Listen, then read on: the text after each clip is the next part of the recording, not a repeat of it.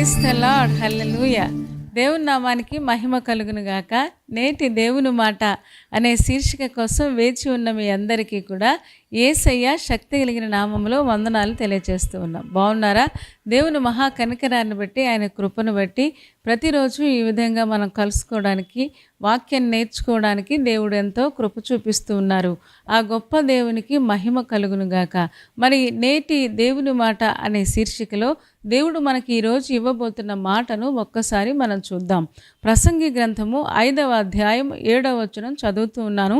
మీరు కూడా ఒక్కసారి చూడండి. అధికమైన స్వప్నములను మాటలను నిష్ప్రయోజనములు, నీ మట్టుకు నీవు దేవుని యందు భయభక్తులు కలిగి ఉండుము అని జ్ఞాని అయిన సొలొమోను చాలా చక్కగా చెప్తూ ఉన్నాడు. 5వ అధ్యాయం ప్రారంభంలోనే మందిరానికి వెళ్ళేటప్పుడు నీ ప్రవర్తన జాగ్రత్తగా కాచుకొనుము, చూచుకొనుము అని చెబుతూ చాలా విషయాలు చెప్పారు.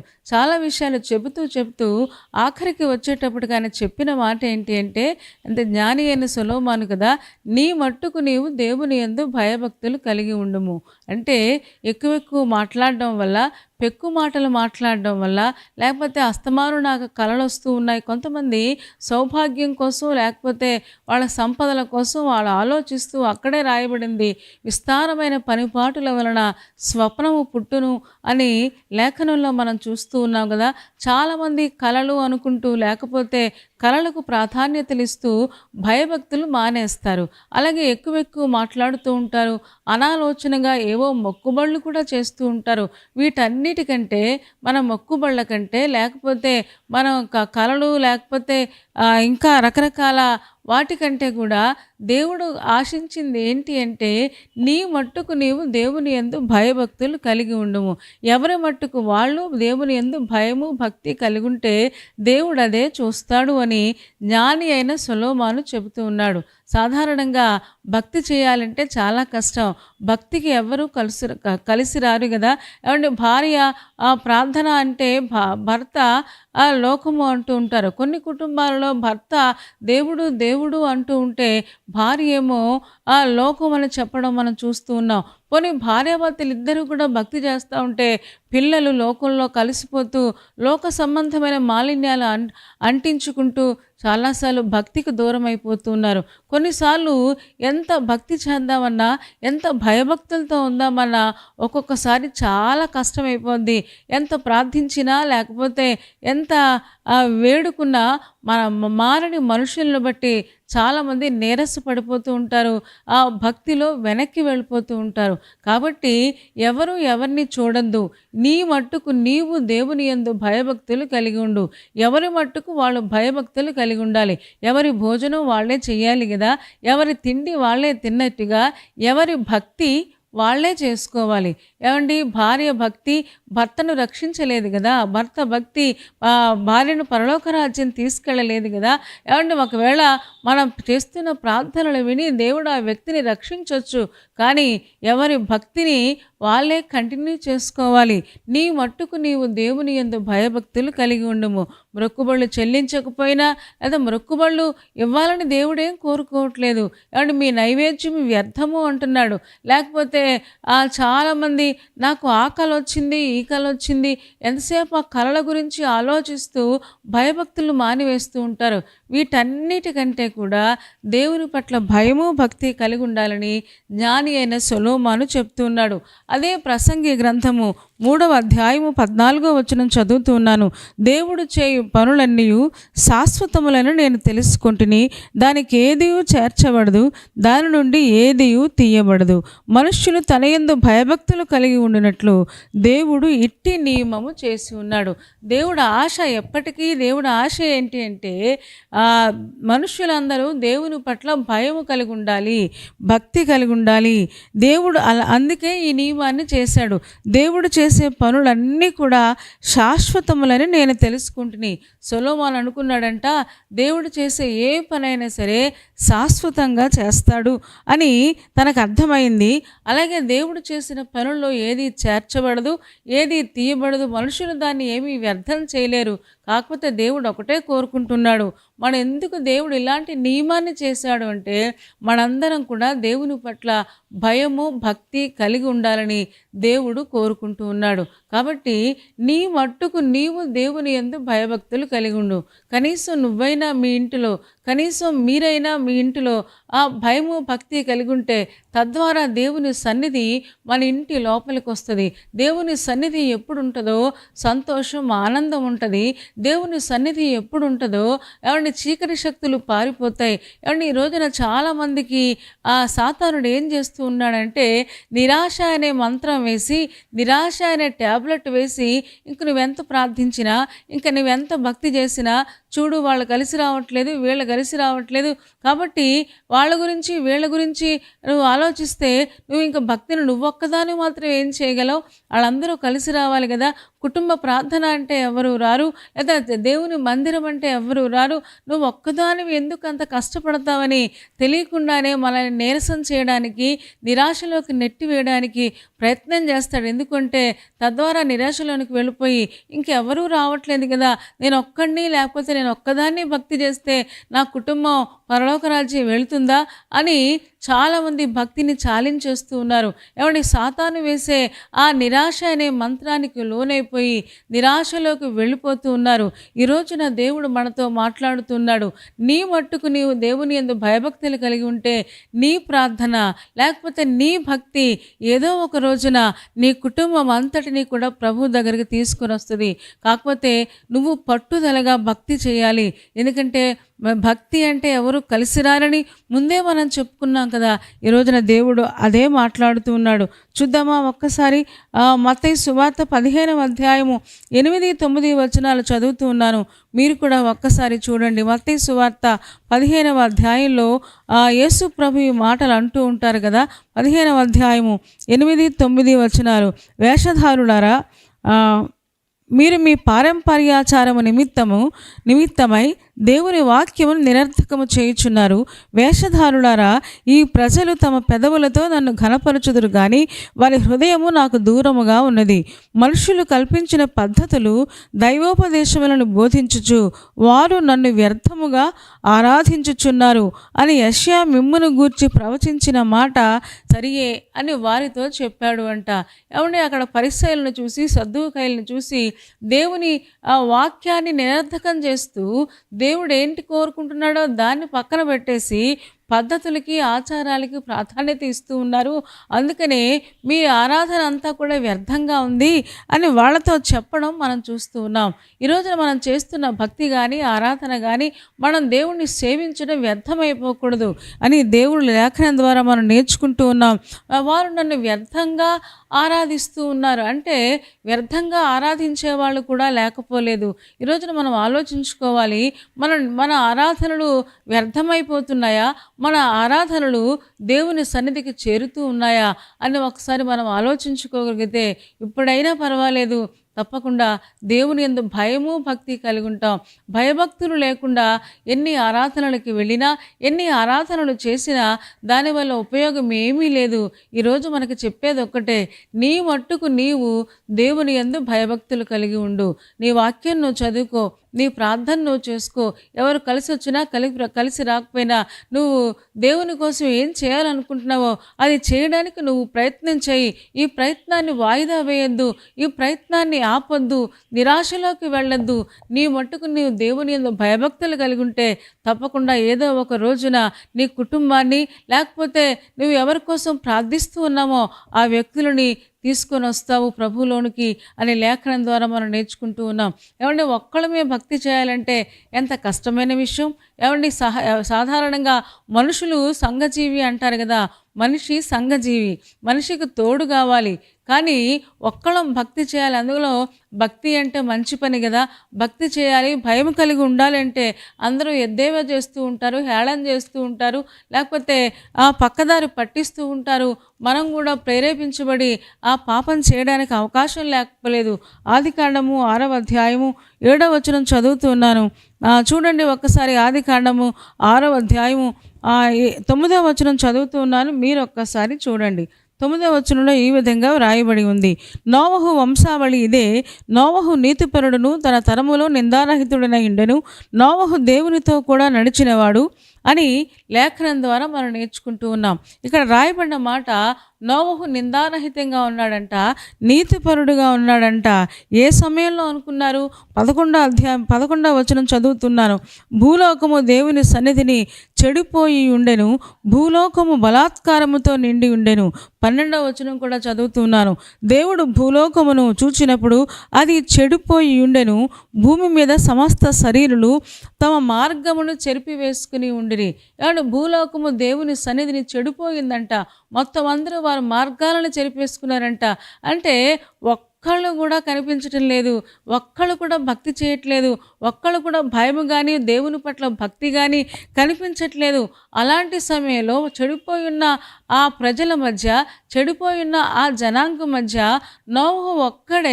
నోవహు కుటుంబం మాత్రమే దేవునితో నడుస్తూ దేవుని పట్ల భయమును భక్తిని కలిగి ఉండడం మనం చూస్తూ ఉన్నాం. భూమి మీద ఉన్న నివాసులందరూ కూడా తమ మార్గాలని చెరిపేసుకున్నారంట. ఎవరికి వాళ్ళే చెరిపేసుకుంటున్నారు. దేవుడు ఒక మార్గాన్ని నిర్ణయిస్తూ ఉంటే, ఆ మార్గం మాకొద్దు, ఇరుకు మార్గం మాకొద్దు, మేము భయం కలిగి ఉండాం, మేము భక్తి కలిగి ఉండాం, మాకు విశాల మార్గమే కావాలని ఇష్టానుసారంగా పెళ్లి చేసుకుంటూ ఉన్నారు, పెళ్ళికి ఇవ్వబడుతూ ఉన్నారు, ఏమంటే తింటున్నారు, తాగుతూ ఉన్నారు. ఇలా రకరకాల వాళ్ళకి ఇష్టమైనది చేసుకుంటూ దేవుని మర్చిపోయి దేవుని పట్ల భయభక్తులు కూడా మానివేస్తున్నారు. అలాంటి ప్రజల మధ్య ఉంటున్న నోవహు కుటుంబము మాత్రమే చక్కగా దేవునితో నడిచినట్లుగా మనం చూస్తూ ఉన్నాం. ఏమండి, అలాంటి ప్రజల మధ్య భక్తి చేయడం ఎంత కష్టం. ఏమండి, ఎవరొకరు ఆ దారముట వెళుతూ ఉంటారు, రాయ్యా ఇవాళ పార్టీ ఉంది, లేకపోతే రాయ్యా ఇలాగ ఇక్కడికి వెళదాము, సినిమాకి వెళదాము, లేకపోతే అది చేద్దాము. ఇలాంటి ప్రజల మధ్య బ్రతుకుతూ కూడా తన భక్తిని ఎంత జాగ్రత్తగా కాపాడుకున్నాడో నాకు అనిపిస్తుంది. ఇది చాలా సవాళ్ళతో కూడిన జీవితం కదా. ఎంతమంది ఈ రోజున కుటుంబంలో నలుగురు ఉన్నారనుకోండి, నలుగురిలో ముగ్గురు ఒక సాతాను వైపు ఉంటే ఒక్కళ్ళు మాత్రమే భక్తిలో ఉంటూ ఉన్నారు. ఈ ముగ్గురు బలం ఎక్కువ ఉంటుందా, ఒక్కళ్ళ బలం ఎక్కువ ఉంటుందా? మీరు ఆలోచించండి. ముగ్గురు బలం ఎక్కువ ఉంటుందని అనుకుంటాం, కానీ వారిలో ఒంటరి అయిన వాడు 10 వందలగును అని లేఖనం తెలియచేస్తూ ఉంది కదా. అంత శక్తిని దేవుడు మనకిస్తాడు.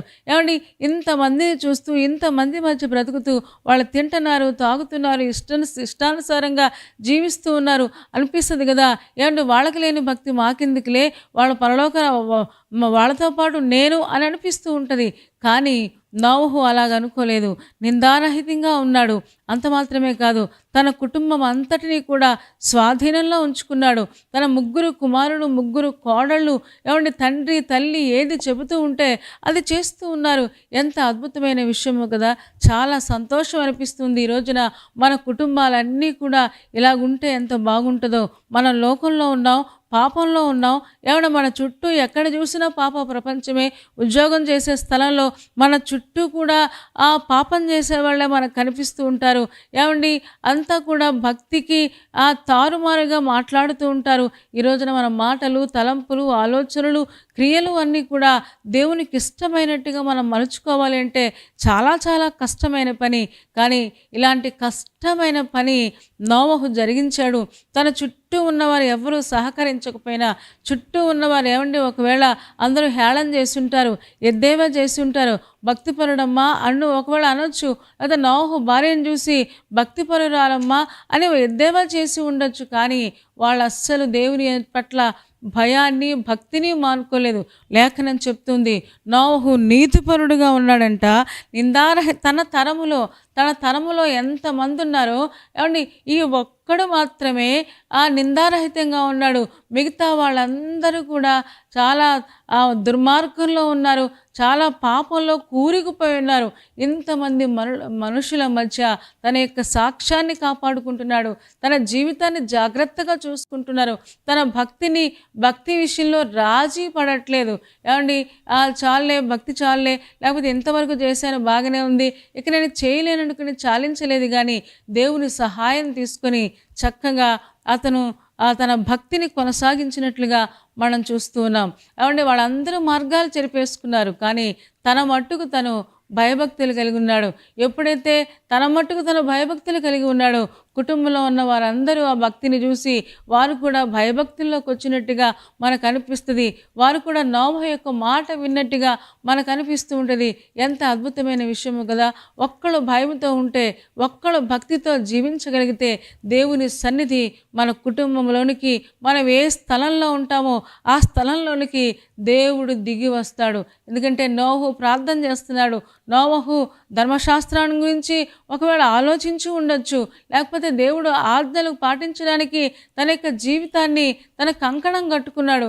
ఏమంటే అలాంటి సమయంలో ఏమండి తను ఒక్కడు భక్తి చేస్తూ ప్రభు మీద ఆధారపడుతూ ఉన్న ఆ సమయంలో దేవుడు ఒక పనిని అప్పగించాడు. ఎందుకు అంటే నిందారహితంగా ఉన్నాడు కదా, నీతిగా ఉన్నాడు కదా, నీ కోసం ఒక ఓడ చేసుకో అయ్యా, ఓడ చేసుకుని నీ కుటుంబం అంతా వెళ్ళిపోండి, జలప్రళయం రాబోతూ ఉంది, ఆ జలప్రళయంలో వాళ్ళందరూ నాశనం అయిపోతారు అని చెబుతూ ఉంటే నోవహు ఓడ కట్టినంత అన్ని దినాలు కూడా ఇతను కూడా చెప్పే ఉంటాడు, అయ్యా జలప్రళయం వస్తుంది, మీ బ్రతుకు మార్చుకుంటే, మీ జీవితం మార్చుకుంటే తప్పకుండా మీరు రక్షించబడతారు అని చెబుతూ ఉంటే అప్పటికింకా వర్షం లేదు కాబట్టి జలప్రళయం అంట, వర్షమే లేదు, వానే లేదు అని చాలామంది నోవహు మాటలని చాలా అపహాస్యం చేస్తుంటారు. అయినా సరే ఇంతమంది అపహాసకుల మధ్య, ఇంతమంది దుష్టుల మధ్య, ఇంతమంది పాపం చేసే వారి మధ్య చాలా చక్కగా తన మట్టుకు తను భయభక్తులు కలిగి ఉన్నట్టుగా మనం చూస్తూ ఉన్నాం. ఈ రోజున పెక్కు మాటలు పలకలేదు, లేకపోతే ఏదేదో చెప్పలేదు, కానీ తను నిందారహితంగా ఉండడానికి, నీతిపరుడుగా ఉండడానికి ప్రయత్నం చేశాడు. నీ మట్టుకు నీవు దేవుని యందు భయభక్తులు కలిగి ఉండము.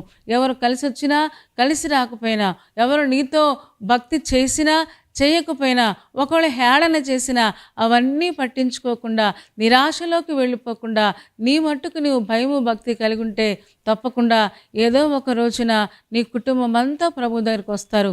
ప్రభు అయిన యేసునందు విశ్వాసం ఉంచుము, నీవును నీ ఇంటి వారును రక్షించబడుదునని లేఖనం చెప్తూ ఉంది కదా. తప్పకుండా ఈ కార్యాన్ని మనం ఒక్కళ్ళం భక్తి చేస్తే, నీ ప్రభు అయిన యేసునందు విశ్వాసం ఉంచితే, ఒక్కళ్ళ విశ్వాసం ఉంచితే, ఆ ఒక్కళ్ళ విశ్వాసం ద్వారా దేవుడు కుటుంబం అంతటినీ కూడా తీసుకొని వస్తాడు. మనం నమ్మగలిగితే తప్పకుండా ఆ అద్భుతమైన కార్యాన్ని మన గృహాలలో మనం చూడగలం. కాబట్టి నిరాశకు లోనవ్వకండి, నిరాశ చెందకండి, ప్రభు మీద విశ్వాసం ఉంచండి. నోవహు ఎలాగా తన భక్తిని కాపాడుకున్నాడో, తన మట్టుకు తను భయభక్తులు కలిగి ఉన్నాడో, మనం కూడా దేవుని పట్ల భయము కలిగి, భక్తి కలిగి, ఆయన వాక్య ప్రకారంగా నడుచుకుంటూ పాపం అంటకుండా మన జీవితాన్ని కాపాడుకుందాం. అలా చేయడానికి పరిశుద్ధాత్మ దేవుడు మనందరికీ సహాయము చేయునుగాక. తలలు వంచండి, కళ్ళు మూసుకోండి, చిన్న మాట ప్రార్థన చేద్దాం. పరిశుద్ధుడా, ప్రేమ కలిగిన మా తండ్రి, నీ పాదాలకు వందనాలు, స్తోత్రాలు చెల్లిస్తూ ఉన్నాం. నువ్వెంత మంచి దేవుడవు నాయన. ఈరోజు మీరు మాతో మాట్లాడిన ఈ శ్రేష్టమైన మాట కోసం మీకు వందనాలు. మా మట్టుకు మేము భయభక్తులు కలిగి ఉండడానికి నాయన మాకందరికీ సహాయం చేయము. నిజమే, చాలాసార్లు భక్తి విషయంలో ఎవరూ కలిసి రావటం లేదని నిరాశపడుతూ ఉన్నాం, చాలాసార్లు బెంగపడుతూ ఉన్నాం, ఆందోళనకు గురి అవుతూ ఉన్నాం. ఆయన మేము ఒక్కడం కూడా ప్రార్థన చేయడం మానేయాలని సాతానుడు తండ్రి ఆలోచిస్తూ మా కుటుంబాన్ని పాడు చేయాలని, మా సంఘాలను పాడు చేయాలని వాడు తాపత్రయపడుతుండగా మేము దేని విషయంలో నిరాశ పడకుండా నీ మీద భయము భక్తి కలిగి తండ్రి జీవించడానికి మాకందరికీ సహాయం చేయము. నీ వాక్య ప్రకారంగా నడుచుకోవడం మాకు నేర్పించుము. ఎవరెలా ఉన్నా సరే వారి గురించి ఆలోచించకుండా తండ్రి వారి యొక్క ప్రభావం మా మీద పడకుండా మా ప్రభావము నాయన వారి మీద పడినట్లుగా అంత చక్కగా ప్రభావపూరితమైన జీవితం గడపడానికి మాకందరికీ సహాయం చేయము. చేరి వచ్చిన ఒక్కొక్క విశ్వాసిని దీవించుము. ఎంతమంది బలహీనంగా ఉన్నారో వారిని ముట్టి స్వస్థపరచండి.